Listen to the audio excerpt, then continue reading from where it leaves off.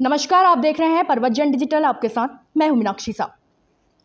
राज्य में इस वक्त वीडियो और बीपीडीओ का जो मामला चल रहा है, जो घोटाला चल रहा है, उस पे रोज नई नई परतें जो हैं वो खुल के सामने आ रही हैं। अब तक 13 लोग गिरफ्तार हो चुके हैं और एक शख्स का बैंकॉक भाग जाने की बात की जा रही है। तो इसी को लेकर हम एसटीएफ के कार्यालय में पहुंच चुके हैं।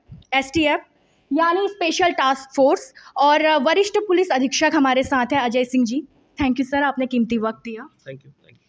सर, अब तक 13 लोग पकड़े जा चुके हैं, एक बहुत बड़ी अचीवमेंट है ये, और एसटीएफ ने काफ़ी अच्छा काम किया है। जो शुरुआत हुई है काफ़ी ज़बरदस्त है।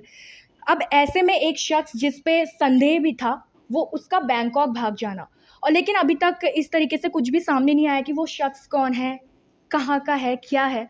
थोड़ा उसके बारे में जानना चाहेंगे। हाँ, देखिए, मैं थोड़ा-सा 2 मिनट लूँगा स्टार्टिंग बताने के लिए कि ये मुकदमा जो लिखा गया था, ये 2 सप्ताह पहले माननीय मुख्यमंत्री जी के आदेश पे लिखा गया था। जो शिकायतें उनको प्राप्त हुई, उस पर मुकदमा दर्ज हुआ था।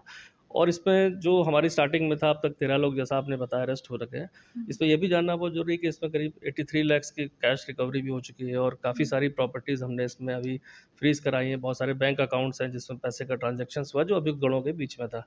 काफ़ी सारे ऐसे छात्र हैं जो अनुचित साधनों का प्रयोग किया था, उनके भी बहुत सारे लोग के बयान दर्ज हो गए। चूँकि इन्वेस्टिगेशन एक प्रक्रिया है जो चलती रहती है, और उसमें जैसे-जैसे साक्ष्य आते हैं जो कोर्ट में प्रोड्यूस किए जा सकें और अभी तो गिरफ्तार किया जा सके, वो प्रक्रिया चल रही है। रही बात किसी की भी कोई सोशल मीडिया में या किसी कहीं पर भी किसी के नाम आने की, जब तक कि आधिकारिक पुष्टि वह तभी होती है जब उसके खिलाफ साक्ष्य होते हैं, या हम उसको गिरफ्तार करने वाले हों, या गिरफ्तार कर लिया हो, या उसके खिलाफ माननीय न्यायालय से कोई हमने वारंट वगैरह लिया हो। तो मैं उस पर बहुत ज़्यादा कमेंट इसलिए नहीं करूँगा, चूँकि सोशल मीडिया में बहुत तरह के नाम, बहुत तरह के लोग, आरोप प्रत्यारोप भी चलते रहते हैं, तो मैं उस पर कमेंट ना करके एक लीगल जो इन्वेस्टिगेशन है उसी पर बता सकता हूँ। बट सर, कोई ना कोई तो बैंकॉक तो गया है जो इस केस से रिलेटेड है, जिसको आप लोगों द्वारा एक संदेह के घेरे में रखा गया था, और शायद यहीं से ये इन्फॉर्मेशन गई है कि वो 2 महीने के वीज़ा पे गया हुआ है। देखिए, ये एकदम निराधार है, चूँकि इस तरह का कोई भी स्टेटमेंट हम हमारे ना कार्यालय से ना मेरे द्वारा दिया जाता है। और कोई भी देश-विदेश में कहीं भी जाने के लिए स्वतंत्र है, जब तक कि हाँ, उसको कोई लीगली रूप से कोई नोटिस ना दिया गया हो। तो इस तरह की अभी तक कहीं बात नहीं है, सिर्फ़ मीडिया में जो मैंने खबरें मैं भी पढ़ता हूँ, तो मैंने देखी हैं उस चीज़ों को। लेकिन इन्वेस्टिगेशन एक प्रोसेस है, कहीं से कोई जुड़ता है, हो सकता है साक्ष्य के रूप में जुड़ सकता है, किसी बयान के रूप में जुड़ सकता है।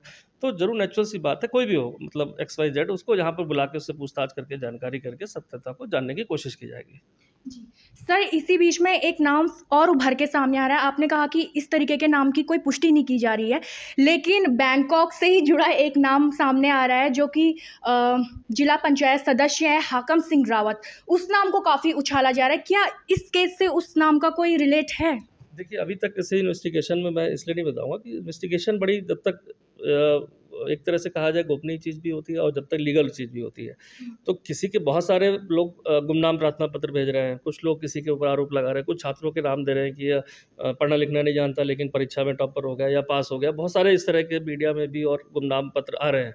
तो नेचुरल सी बात है, जब कोई शिकायत किसी भी माध्यम से आती है और सोर्स उसका है, तो उसको हम एक बार वेरीफ़ाई करने की कोशिश करते हैं। जब कोई नाम आता है, कोई आरोप लगाता है या कोई ऐसे फैक्ट्स को देता है जो हमारी इन्वेस्टिगेशन में हेल्पफुल होंगे, तो नेचुरल सी बात है, उसमें हम आगे साक्ष्य को एकत्र करेंगे, और लगता है किसी का दोष है तो नेचुरल सी बात है, उसपे कार्रवाई की जाएगी। तो एक बात तो खुल के सामने आई है कि जिस तरीके से बैंकॉक वाला जो कांड है, जो एक नई कहानी जोड़ दी गई है, उससे एसटीएफ का सीधे तौर पे कहना है कि कोई भी आधिकारिक रूप से पुष्टि नहीं की जा रही है। इस तरीके की बयानबाजी और जो सोशल मीडिया पे अफवाहें फैली जा रही है, कृपया उनसे दूर रहे, जब तक कि यहाँ से कोई लीगल नोटिस या फिर किसी तरीके की इंफॉर्मेशन नहीं दे दी जाती। इसके अलावा सर, अभी कल ही की बात है, एस राजू जी ने इस्तीफ़ा दे दिया है, लेकिन इस्तीफ़ा देने के साथ ही उन्होंने जाते-जाते 1-2 हिंट्स छोड़े हैं। यूँ कह सकते हैं हम। उन्होंने कहा है कि जिस तरीके से पेपर लीक हो रहे हैं, उसमें बड़े अधिकारी और नेता लोग, बड़े नेता लोग, ये सब घेरे में आ सकते हैं। क्या एसटीएफ बड़े नेताओं पर भी हाथ डालेगी? देखिए, ये माननीय जो अध्यक्ष जी थे, उनका अपना व्यक्तिगत निर्णय है कि जो इस्तीफ़ा था, और उस संबंध में तो मैं कमेंट कर ही नहीं सकता हूँ। लेकिन अगर भविष्य में मुझे उनके कोऑपरेशन की ज़रूरत पड़ेगी, चूँकि उन्होंने काफ़ी सारे उन्हीं के कोऑपरेशन और उसके कारण जो है हम इतनी आगे तक बढ़ पाए हैं। तो नेचुरल सी बात है, उनसे व्यक्तिगत उसमें भी परिप्रेक्ष्य में कोशिश करेंगे कि मिलके उनसे अगर ऐसी कोई जानकारी वो देना चाहते हैं, साझा करना चाहते हैं, तो पक्का लेंगे, और उनके गाइडेंस में जो भी हमें इन्फॉर्मेशन मिलती है, पक्का उस पे लीगल हम एक्शन भी करेंगे। और इसके साथ-साथ उनसे पहले भी बहुत दौर की वार्ता हमारी फॉर्मली इनफॉर्मली हमारी टीम की हो चुकी है।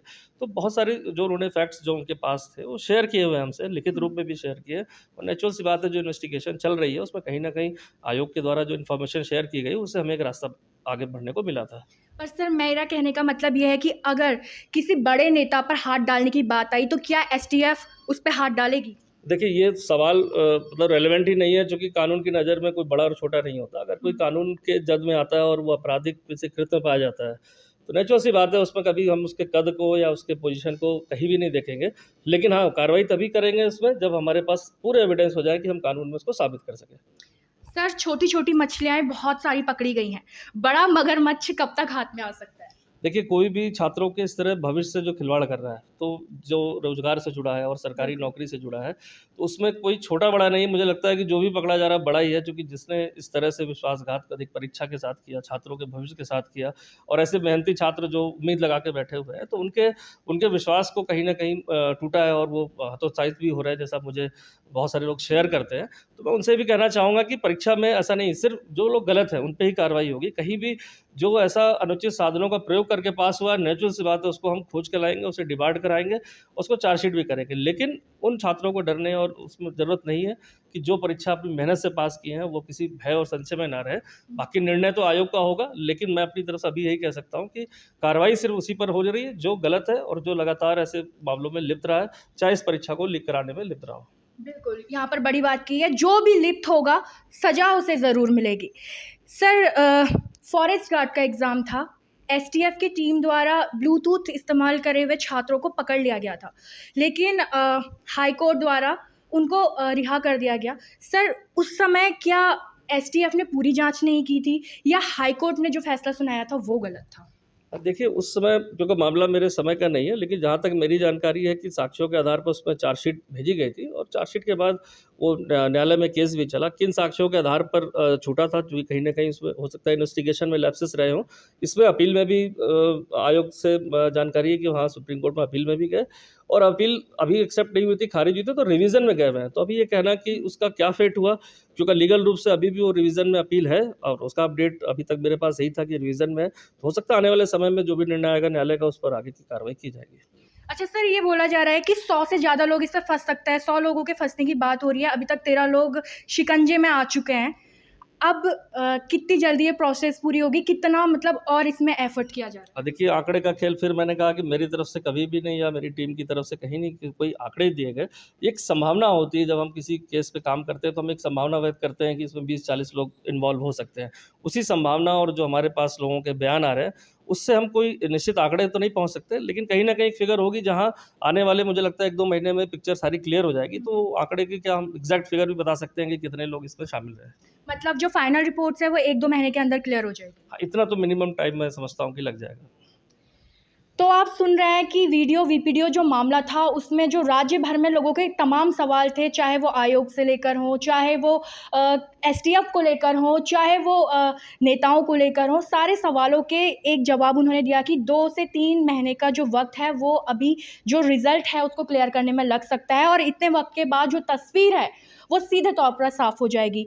तो फ़िलहाल जो अभी एक रूमर्स फैल रहे थे कि एक शख्स जो बैंकॉक गया है उसको पूरी तरीके से यहाँ पर अजय सिंह जी ने खारिज किया हुआ है कि इस तरीके की अगर कोई भी अपडेट एसटीएफ की तरफ से दी जाती है तभी उसे माने, अन्यथा जो सोशल मीडिया पे चल रहा है जो कुछ भी उस पे यकीन ना करें। तो फिलहाल अभी मेरे साथ इतना ही। आप बने रहिएगा परवत जर्न डिजिटल के साथ।